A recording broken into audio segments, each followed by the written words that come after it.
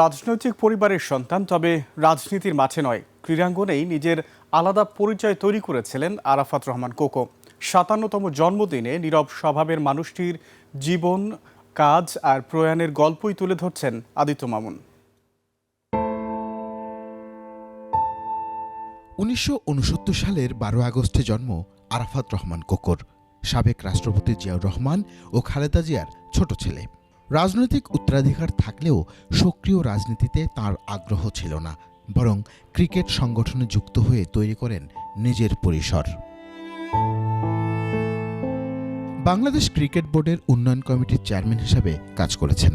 ক্রিকেটের অবকাঠামো ও সংগঠন নিয়ে তার ভূমিকা ছিল আলোচিত।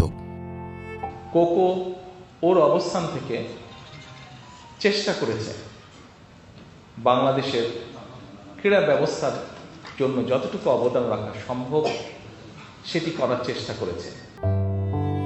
২০০৭ সালে জরুরি অবস্থায় গ্রেপ্তার ও কারাভোগের পর চিকিৎসার জন্য বিদেশে যান।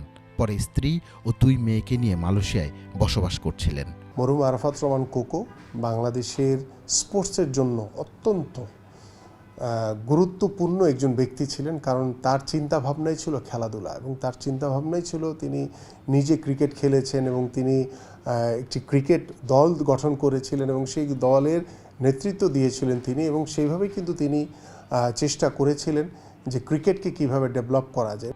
কিন্তু জীবন থেমে যায় মাত্র ৪৫-এ। ২০১৫ সালের ২৪ জানুয়ারি কুয়ালালামপুরে হৃদরোগে আক্রান্ত হয়ে মারা যান কোকো। রাজনীতির কেন্দ্রবিন্দুতে না থেকেও রাজনৈতিক বাস্তবতার অভিঘাত ছিল তার জীবনে। আমরা নামকরণ না, আমরা কাজে বিশ্বাস করি এবং সেই কাজের মাধ্যমেই আমরা আরাফাত রহমান কোকোকে আমরা ক্রিকেট, আমাদের সকল স্পোর্টসে তাকে আমরা জীবিত রাখতে চাই। আরাফাত রহমান কোকো একটি রাজনৈতিক পরিবারের সন্তান, কিন্তু নিজের গল্পটি লিখেছিলেন রাজনীতির বাইরে, যার অসমাপ্ত অধ্যায় আজও স্মৃতিতে ফিরে আসে প্রতি জন্মদিনে। আদিত্য মামুন, ২১শে টেলিভিশন,